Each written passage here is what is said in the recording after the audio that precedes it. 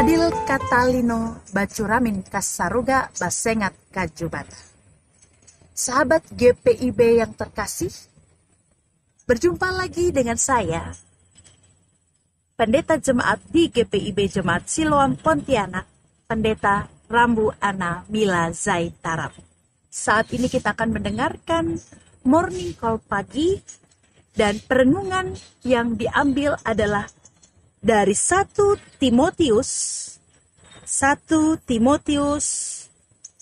pasal 1 ayat 12 sampai 14. Sebelum kita mendengarkan firman Tuhan, marilah kita bersatu dalam doa. Kita berdoa. Tuhan Yesus, Tuhan yang Maha Kasih, biarkanlah di pagi hari ini kami mendiamkan hati dan pikiran kami untuk mendengarkan firman Tuhan, dan biarkanlah roh Tuhan meraja dalam kehidupan kami. Biarkanlah kami juga dapat menjadi pelaku dan pewarta firman Tuhan dalam hidup iman kami hari lepas harinya. Dalam nama Tuhan Yesus kami berdoa. Amin. Sahabat GPIB yang terkasih, pembacaan firman Tuhan pada pagi hari ini terambil dari 1 Timotius pasal 1 ayat 12 sampai ayat yang ke-14. Yang menyatakan bagi kita semua, aku bersyukur kepada Dia yang menguatkan aku, yaitu Kristus Yesus Tuhan kita. Karena Ia menganggap aku setia dan mempercayakan pelayanan ini kepada aku. Sekalipun aku tadinya seorang penghujat, penganiaya, dan orang yang ganas, namun aku telah dikasihaninya, karena semuanya itu telah kulakukan tanpa pengetahuan di luar iman. Malahan anugerah Tuhan kita itu telah dikaruniakan dengan limpahnya kepadaku dengan iman dan kasih dalam Kristus Yesus. Jemaat Tuhan, sahabat GPIB yang terkasih, demikianlah pembacaan Alkitab. Terpujilah Kristus. Haleluya. Perenungan pada saat ini diberikan tema Tuhan tidak memandang latar belakang orang yang melayani. Sahabat GPIB yang terkasih dimanapun juga, suatu kali ada seorang gelandangan, wajahnya tidak dikenali, dia masuk dalam sebuah gereja di mana ibadah akan dimulai. Dan entah kenapa dia lolos dari pengawasan security di gereja itu. Dia masuk menuju ke altar, dan orang-orang yang datang untuk beribadah mulai berbisik dan melihat siapa dia dan kenapa dia bisa masuk. Kemudian beberapa orang bapak-bapak mencoba untuk menyuruhnya untuk keluar, tetapi dia tetap berdiam di depan altar. Dan karena dia tidak mendengarkan, beberapa orang bapak mengusirnya dengan nada keras. Kemudian dia mengatakan, apakah orang seperti saya tidak pantas untuk datang ke gereja? Dan kemudian ia membuka rambut palsunya dan membersihkan mukanya dengan kain basah. Kemudian orang mengenalinya bahwa ia adalah pendeta di jemaat itu. Sahabat GPIB yang terkasih, ketika kita membaca perenungan kita yang berbicara tentang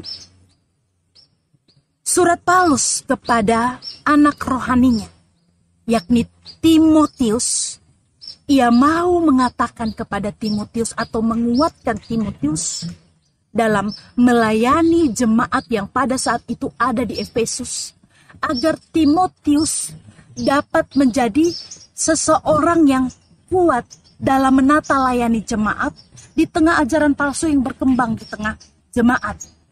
Sahabat GPIB yang terkasih, kita melihat bersama dalam perenungan kita bersama di ayat ke-12, 13, dan 14 yang menjadi perenungan pada pagi hari ini, bahwa Rasul Paulus mengucap syukur kepada Kristus yang menguatkan dia dan menganggap dia setia dan mempercayakan pelayanan ini kepadanya. Kenapa? Kita tahu bagaimana latar belakang dari Rasul Paulus. Sebelum namanya Paulus, dia adalah Saulus, murid dari Gamaliel. seorang guru Yahudi yang sangat terkenal. Dan siapa yang tidak mengenal Rasul Paulus? Sama seperti apa yang boleh kita dengar di ayat ke-13, bahwa tadinya dia adalah seorang penghujat, penganiaya, dan orang yang ganas. Orang yang suka membunuh dan membinasakan setiap orang yang percaya kepada Kristus. Tetapi Tuhan punya cara untuk memanggil siapapun yang dipilihnya dan dipakainya untuk melayani, termasuk Rasul Paulus yang tidak masuk dalam kategori dari seorang pelayan yang akan melayani Tuhan secara kasat mata kita sebagai manusia. Tetapi Tuhan memakainya dengan luar biasa, bahwa Tuhan memanggilnya. Tuhan memanggilnya dengan cara yang sungguh ajaib dalam perjalanan pelayanan ke Damsyik. Rasul Paulus diubah kehidupannya oleh Yesus yang memanggilnya. Dan apa yang menjadi kesaksian dari Rasul Paulus dalam pembacaan Alkitab kita? Di ayat yang ke-14 ia mengatakan, malah anugerah Tuhan kita itu telah dikaruniakan dengan limpahnya kepada Rasul Paulus dengan iman dan kasih dalam Kristus Yesus, bahwa Tuhan memakainya tanpa melihat bagaimana latar belakangnya untuk melayani. Sahabat GPIB yang terkasih, dimanapun juga berada, ketika Tuhan mau memilihmu untuk menjadi pengikutnya, maka Dia akan memanggilmu dengan berbagai cara yang ajaib. Walaupun engkau bukan menjadi bagian dari pengikut Kristus, tetapi ketika Dia mau memanggilmu, Dia akan memanggilmu.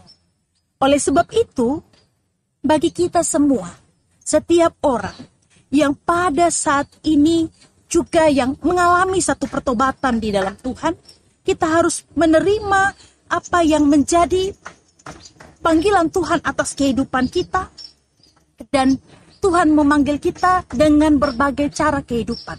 Tuhan memanggil kita dari berbagai masalah kehidupan yang kita rasakan dan kita alami.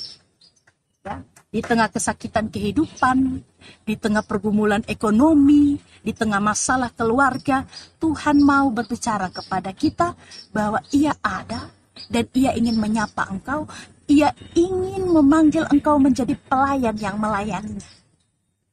Sahabat GPIB yang terkasih dalam Tuhan Yesus Kristus, apakah kita mau memberikan diri kita kepada Tuhan?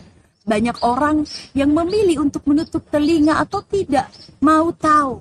Tetapi seperti apapun engkau berlari, kalau Tuhan memilih engkau, Ia akan mencarimu. Dan mari, sebelum segala sesuatu terlambat, kita datang kepada Tuhan. Layani Dia.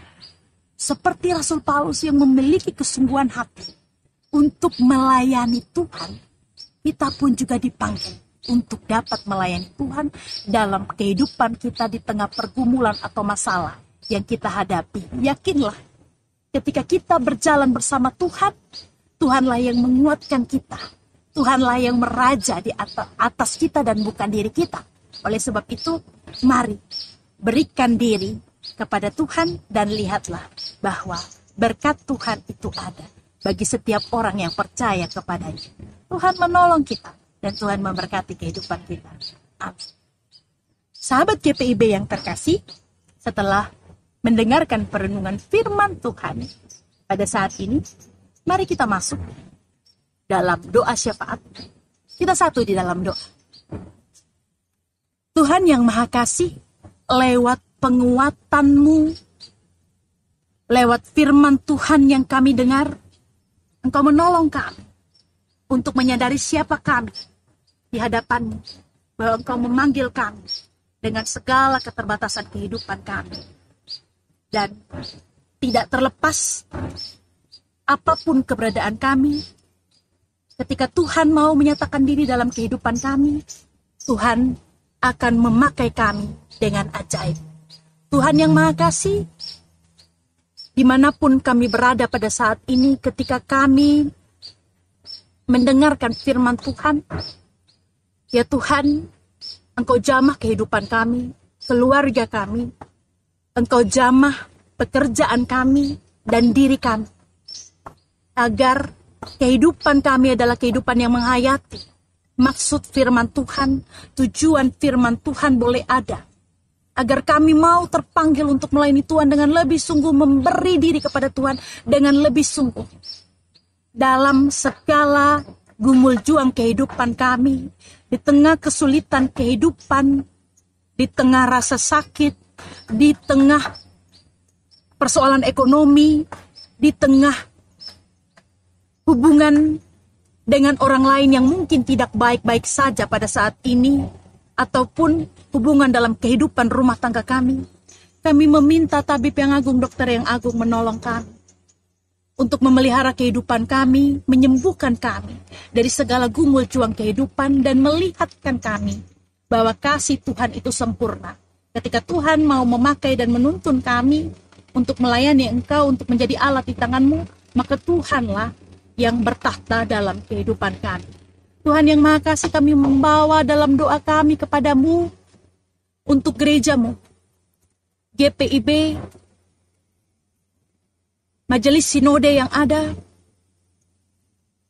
jemaat-jemaat GPIB yang boleh tersebar dimanapun juga.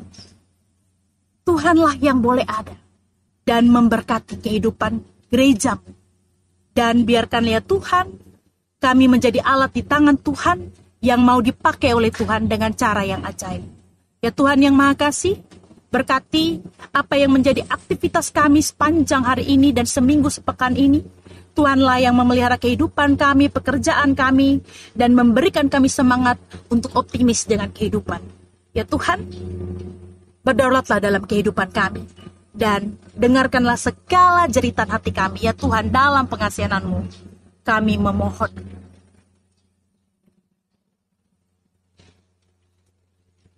Ya Tuhan, ajarkanlah kami berdoa seperti doa yang Engkau ajarkan kepada kami. Bapa kami yang di surga, dikuduskanlah nama-Mu, datanglah kerajaan-Mu, jadilah kehendak-Mu di bumi seperti di surga. Berikanlah kami pada hari ini makanan kami yang secukupnya, dan ampunilah kami akan kesalahan kami, seperti kami juga mengampuni orang yang bersalah kepada kami. Dan janganlah membawa kami ke dalam pencobaan, tapi lepaskanlah kami daripada yang jahat. Karena Engkaulah yang empunya kerajaan dan kuasa dan kemuliaan sampai selama-lamanya. Amin.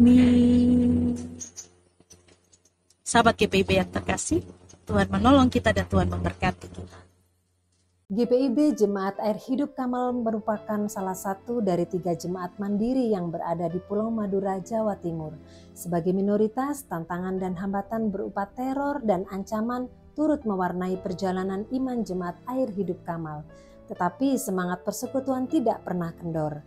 Jemaat ini dilembagakan pada tanggal 31 Oktober 1993 sebagai Jemaat Mandiri GPIB ke-215. GPIB Jemaat Air Hidup Kamal bukanlah jemaat yang besar. Saat ini terdiri dari 29 kakak, di mana 80% kakak adalah lansia. Pekerjaan anggota jemaatnya terdiri dari karyawan, ibu rumah tangga, pekerja serabutan, buruh harian, pensiunan, pelajar dan guru dengan upah kerja masih di bawah UMR. Sehingga secara ekonomi, GPIB Jemaat Air Hidup Kamal juga bukanlah jemaat yang kuat dan mandiri.